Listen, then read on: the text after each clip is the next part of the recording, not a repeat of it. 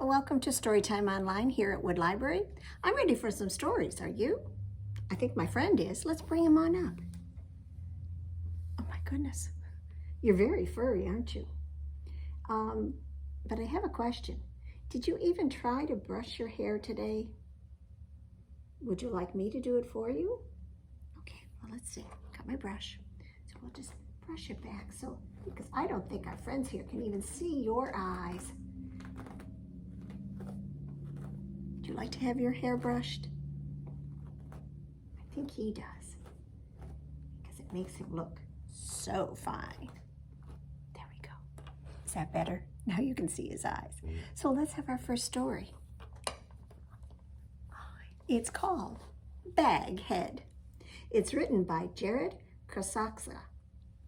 He wrote the story and he drew the pictures.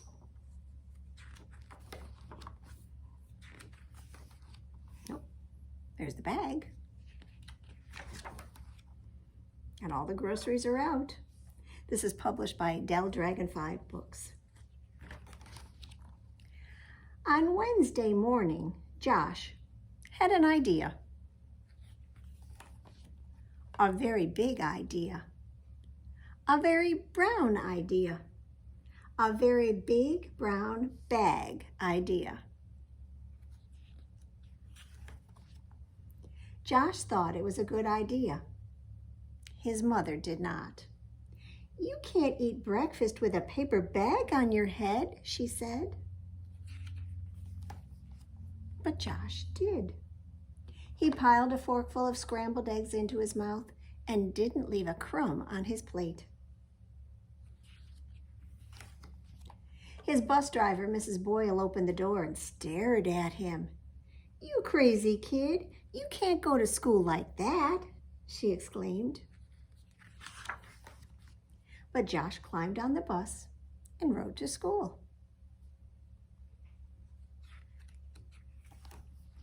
His teacher, Mr. Tucker, wasn't amused. "Don't tell me you forgot your book report," he said. But Josh didn't. He stood in front of the class and told them about a boy who met a giant slug. What a book. His soccer coach, Ms. O'Neill, frowned. "How do you plan to play like that?" she demanded. "With my feet," Josh said, and he scored 3 goals. His dad picked him up after the game. Was it crazy hat day today at school?" he asked. "Nope," said Josh. At dinner, his mother didn't say anything, and neither did his brother or his dad. "Why are you wearing a bag, Josh?" his little sister asked. "Because I tried to cut my own hair," said Josh. Did he do a very good job? I don't think so. On Thursday morning, Josh's sister had an idea. A very cool idea. A very spiky idea. A very cool, spiky, mega hole gel idea. And he didn't have to wear a bag. Well, let's do a finger play. Is there one that you can think of that you would like to do? Well, why don't we do one about some ducks? Can you put your 5 fingers up and we'll pretend they're ducks? 5 little ducks went swimming one day over the hills and far away. The mama duck said quack, quack, quack, quack, but only 4 little ducks came back. Did you hide one? 4 little ducks went swimming one day over the hills and far away. Mama duck said quack, quack, quack, quack, but only 3 little ducks came back. 3 little ducks went swimming one day over the hills and far away. Mama duck said quack, quack, quack, quack. But only 2 little ducks came back.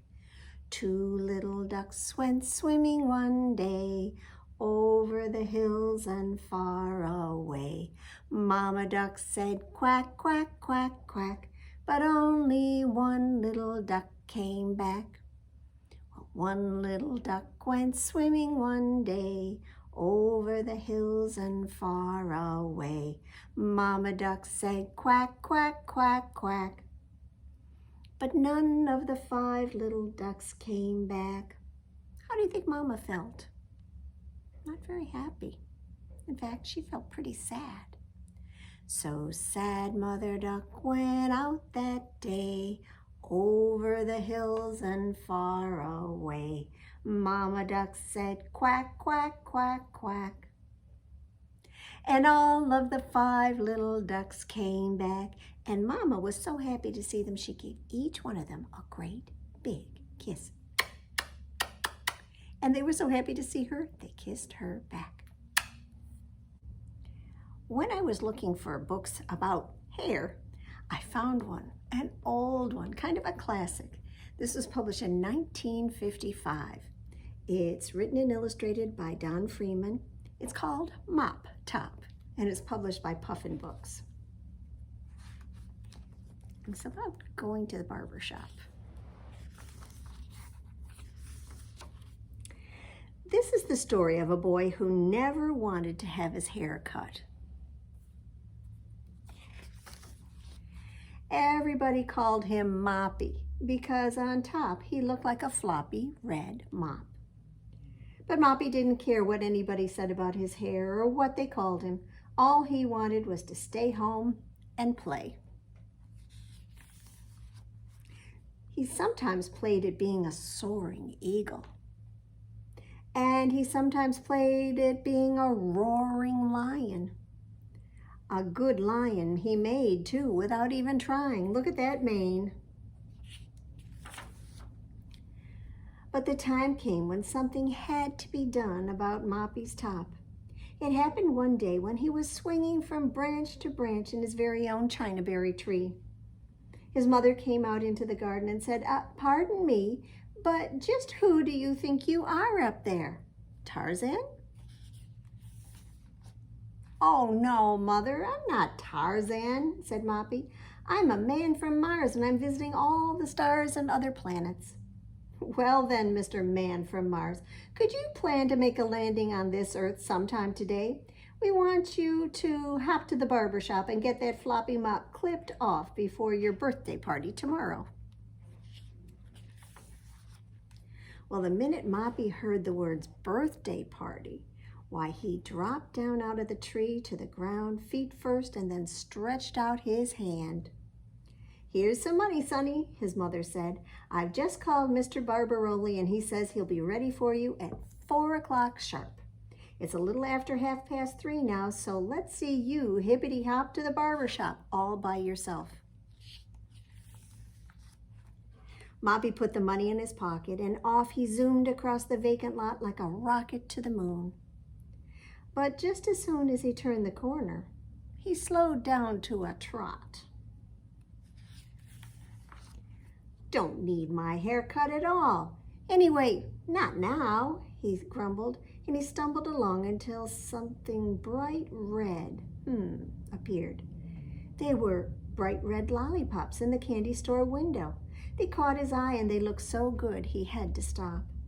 And while he stood there staring, who should waddle up but a frilly, woolly pup. "What a silly-looking pup you are," said Moppy, as he bent down and tried to find the pup's eyes. "You're the one who needs a haircut, not me." And then they both trotted away in opposite directions. Moppy hadn't gone very far before he saw Mr. Lawson mowing his lawn. "That lawn is what needs a haircut, not me," said Moppy. Mr. Lawson stopped to wipe his brow and said, "How about letting me use this machine on that grassy patch of yours, boy? It could do with a little mowing." Moppy thought he ought to get going, so off he hopped. But the closer he got to the barber shop, the slower he hopped. He was nearly there when he saw a man up on a ladder snipping branches off a low, droopy tree. "Maybe a tree needs a clipping, but not me," said Moppy. "Oh, I don't know about that," said the man on the ladder. "You could do with a few snips of these snippers, Skipper." Well, at that, Moppy skipped away and came at last to the barber shop. But hard as he tried, he could not go inside. He decided to run and hide in the grocery store next door where he could think things over. And this is where he hid, right behind a barrel of brooms and brushes and fancy red mops. Now, by and by, a lady without her glasses on came up and told the salesman she wanted a mop to help her keep her kitchen floor clean. "And what's more," she said, "I want the strongest, fluffiest, floppiest mop you have in the store, sir," she said, as she began shaking the mops one at a time. "Here, this one will do very well," said the lady. "I'll take it along with me right now." Do you see what it was? Was it really a mop? "Ouch! Let go!" shouted Moppy. I'm not a mop. I'm a boy." The lady certainly did let go, and in a hurry, too, as Moppy scurried out of the door and headed straight to Mr. Barbaroli's barber shop. "Oh, I thought you maybe forgot," said roly-poly Mr. Barbaroli, "but you're right on the dot. It's exactly 4. And then in one long leap, Moppy was up on the barber shop chair, ready to get his hair cut nice and neat. "Please, Mr. Barbaroli, don't let me look like a mop anymore," pleaded Moppy. "I don't want to clean anybody's kitchen floor." Well, in a jiffy, Mr. Barbaroli was clipping and snipping away, combing and cropping without once stopping, as if he hadn't a minute to lose. And finally he did stop. He held up the mirror and said, "Well, Sonny, who's that, would you say?"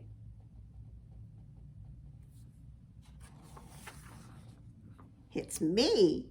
It's me without that floppy old mop on top. Hooray!" said the boy in the chair.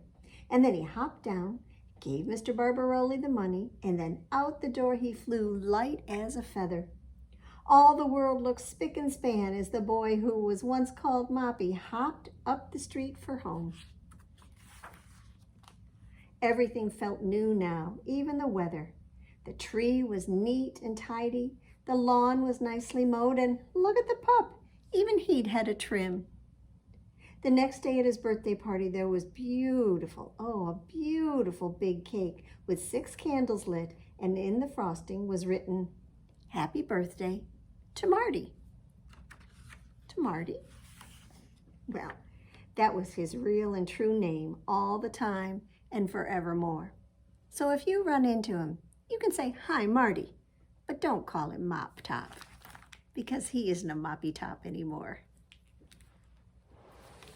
Well, can you shake, shake, shake your sillies out, shake, shake, shake your sillies out, shake, shake, shake your sillies out, and wiggle your waggles away. And can you clap, clap, clap your crazies out, clap, clap, clap your crazies out, clap, clap, clap your crazies out, and wiggle your waggles away.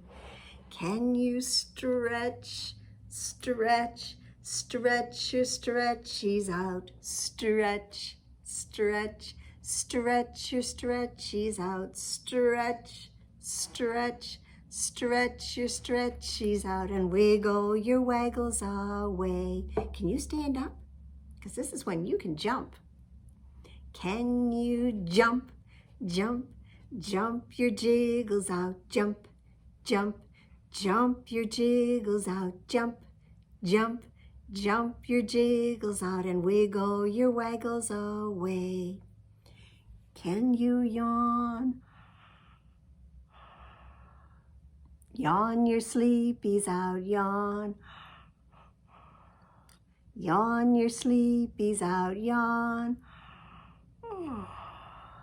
Yawn your sleepies out and wiggle your waggles away. Can you shake, shake, shake your sillies out? Shake, shake, shake your sillies out. Shake, shake, shake your sillies out and wiggle your waggles away. Well, there's a story, a fairy tale, about a girl who has very, very, very, very, very, very, very long hair. You probably know it. Her name is Rapunzel, and this book is called Falling for Rapunzel. It's written by Leah Wilcox with illustrations by Lydia Monks, and it's published by G.P. Putnam Sons. There she is, up in her tower. And there, I don't know if you can see it, but there's her hair, goes all the way down, almost to the bottom of the tower. Now, once upon a bad hair day, a prince rode up Rapunzel's way. From up above he heard her whine, upset her hair had lost its shine. He thought her crying was a plea and sallied forth to set her free. But alas, she was too far away to quite make out what he would say. Rapunzel, Rapunzel, throw down your hair. She thought he said, underwear. No, Rapunzel, your curly locks. Did you know locks is another name for hair, especially curls? Well, Rapunzel threw down dirty socks. Please, love, just your silky tresses. She thought he asked for silky dresses. In lace and frills up to his head, the prince's cheeks were blushing red. Rapunzel, do you have a rope? But Rapunzel dropped a cantaloupe. It burst in pieces on his head. Oh, bad catch, Rapunzel said. Perhaps, he sighed, this is a test, and bound by love, he did not rest. Okay, Rapunzel, how about twine? Do you know what twine is? It's another word for string. But she heaved out her blue ribbon swine. Sounds like twine, but swine is another word for pig. Well, by now the prince was feeling hammered, not to mention less enamored. He growled up, do you have a ladder? Rapunzel tossed out pancake batter. It covered him from head to toe. She yelled, it's better cooked, you know. At this, the poor prince had a cry, then cupped his hands for one last try. Rapunzel, Rapunzel, let down your braid. What do you think she's going to toss down? Do you think she'll do her hair? Confused, Rapunzel pushed out her maid. The maid fell squarely on the prince, quite pleased with the coincidence. She nimbly jumped up off his lap and soon revived the flattened chap. Then smiling said, for what it's worth, you'll find I'm really down to earth. His young heart thrilled. He gave a hoot. For what was more, that maid was cute. She set the prince upon his steed and then leaped up behind with graceful speed. And leaning close so he could hear, she whispered something in his ear. I fell for you when we first met. He nodded. How could I forget? Rapunzel watched them ride from sight. Well, I'm glad I finally heard him right. I hope if they come back for more, they'll think to knock on my back door. So all along, that's all he had to do was knock on the door. But I think he's happy now with the maid. Well, I've got 5 little monkeys who are jumping on the bed. One fell off and bumped his head. So his mama called the doctor, and the doctor said, "No more monkeys jumping on the bed." So can you show me 4? So 4 little monkeys were jumping on the bed. One fell off and bumped his head. So his mama called the doctor, and the doctor said, "No more monkeys jumping on the bed." So 3 little monkeys were jumping on the bed. One fell off and bumped his head. So mama called the doctor, and the doctor said, "No more monkeys jumping on the bed." So now 2 little monkeys were jumping on the bed. One fell off and bumped his head. So his mama called the doctor, and the doctor said, "No more monkeys jumping on the bed." So that left 1 little monkey who was jumping on the bed. When she fell off, oh, she bumped her head. So mama called the doctor, and the doctor said, can you say it with me? "No more monkeys jumping on the bed." Well, our last story is kind of a silly title. It's called Cowlick. Now, maybe some of you have a cowlick, a piece of hair that sticks up strangely and doesn't like to be tamed. This book is by Christin Ditchfield with illustrations by Rosalind Beardshaw. And it's published, well, it's a golden book. And there's the cow. You don't think the cow is going to, no, I don't know. When the moon rises high and the stars shine bright, little boys in bed with their eyes shut tight.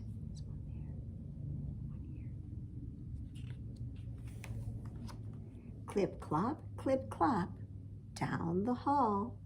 Funny shadow on the wall. What does that look like to you? Closer now, tiptoe, tiptoe. Doorknob turning very slow. To the bedside she comes sneaking, lifting covers, gently peeking. Sees a face so soft and sweet, framed with hair so smooth and neat. Quickly, as he starts to stir, before he wakes and catches her, bending low, bestows a kiss.